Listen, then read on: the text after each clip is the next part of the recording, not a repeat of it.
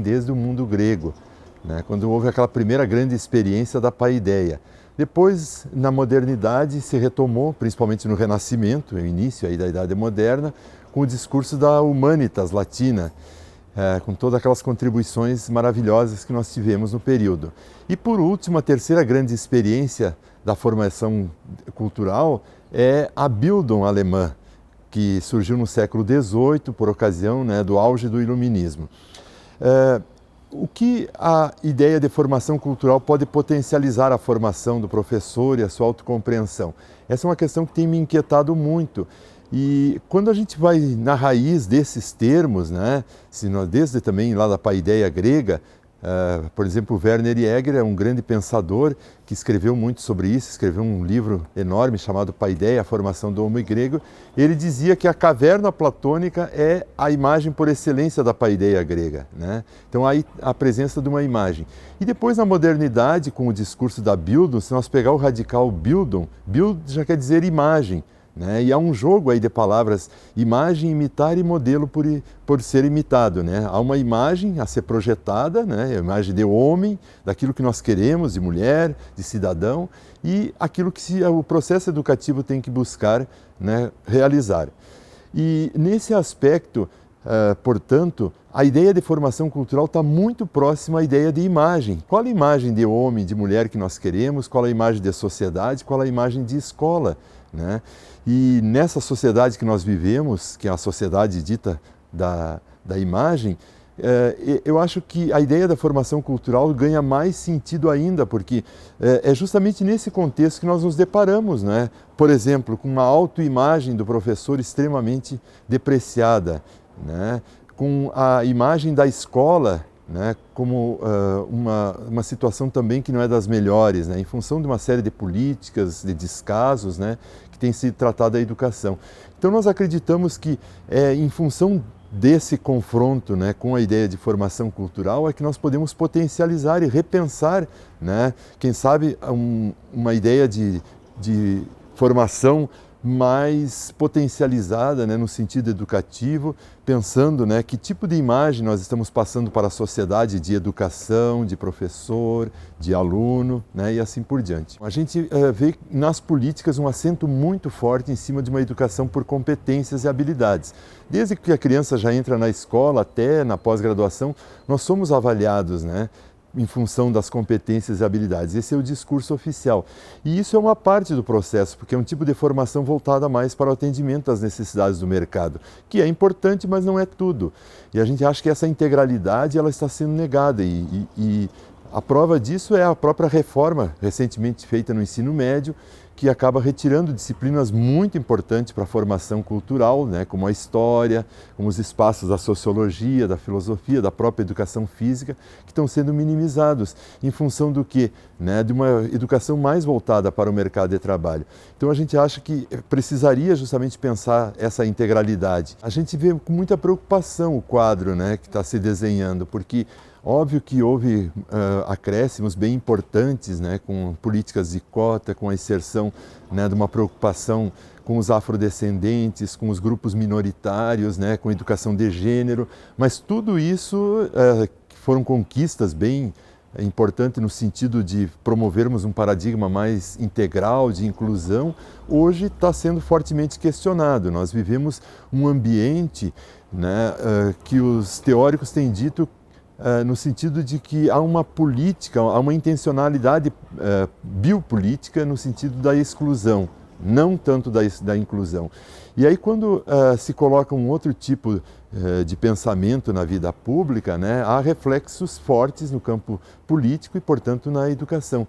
E a gente vê que essas conquistas, elas acabaram não se consolidando. Então, educação de gênero virou ideologia de gênero, né? A liberdade de cátedra que o professor tem, né, por excelência, virou como que um discurso ideologizado, né, para fazer a cabeça do aluno e, portanto, haveria a necessidade de se produzir a tal da lei da mordaça, né, que é a lei que põe limites, né, ao trabalho educativo, e várias assembleias estão com projetos nesse sentido.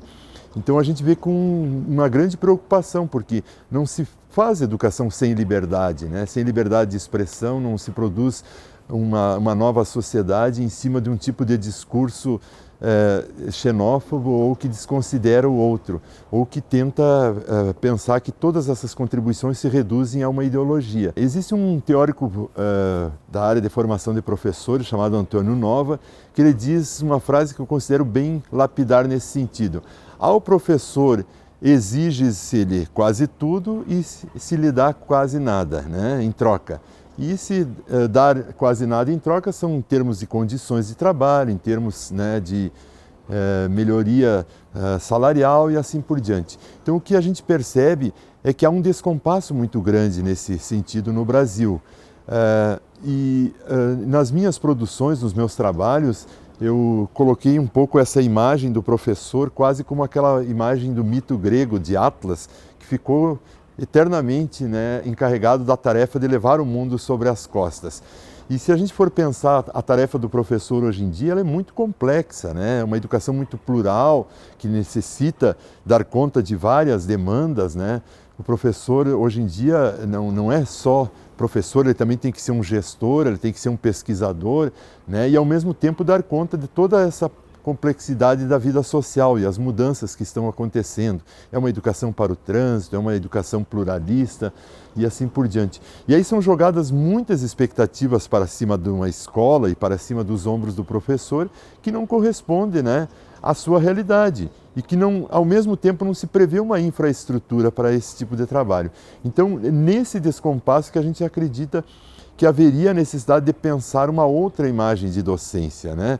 Um professor mais justamente pluralista, né? Claro, um professor que pensa a complexidade, mas um professor que tenha condições para gerir, né, o processo do ensino-aprendizagem de maneira decente, né, como uma profissão digna, com respeito social, né, sendo reconhecido como uma autoridade. Então aquilo que a gente dizia antigamente, né, a violência está longe da escola, né, a escola é uma espécie de lugar sagrado onde isso não ocorre, hoje a gente não pode mais dizer.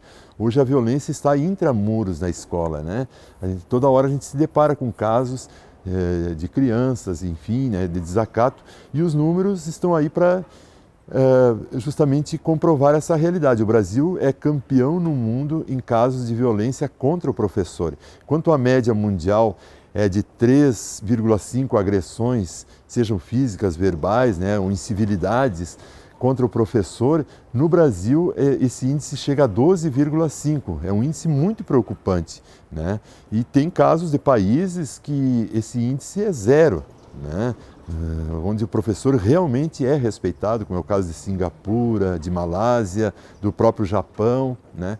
Então, a gente acredita que é preciso fazer alguma coisa nesse sentido. O mundo grego, por exemplo, para o grego, toda a sociedade educava, não era um papel simplesmente relegado ao professor e à educação.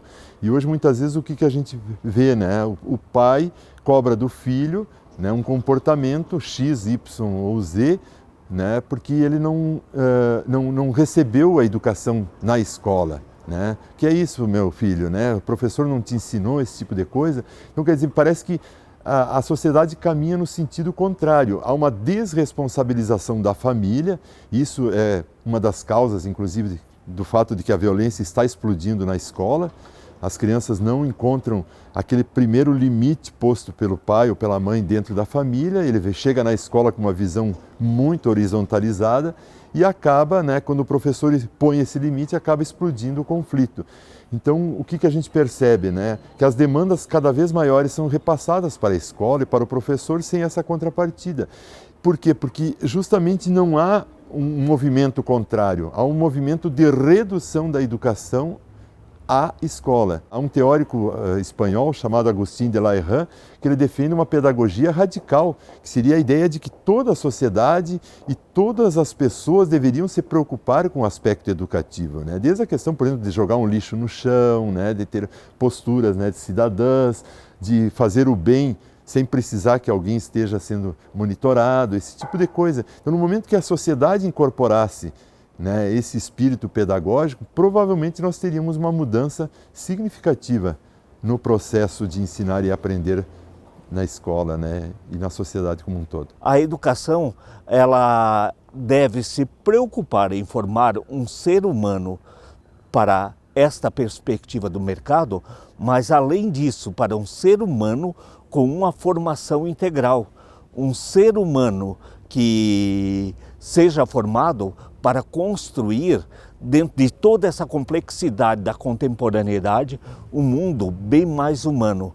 Então, é nessa perspectiva que nós temos que ver todas as políticas públicas, em especial as políticas da educação, elas têm que ser formuladas, elas têm que ser pensadas a partir da realidade nacional, ser pensada do local para o global e não do global para o local. E nesse sentido nós procuramos, através da filosofia e da filosofia da educação, buscar elementos para entender essa complexa sociedade contemporânea e esta educação que vem ocorrendo historicamente e esta educação diante da complexidade da contemporaneidade.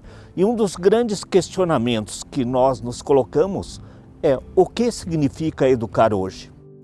O UX Conhecimento de hoje fica por aqui. Acompanhe os nossos programas nas redes sociais e também no nosso site, uxtv.com.br.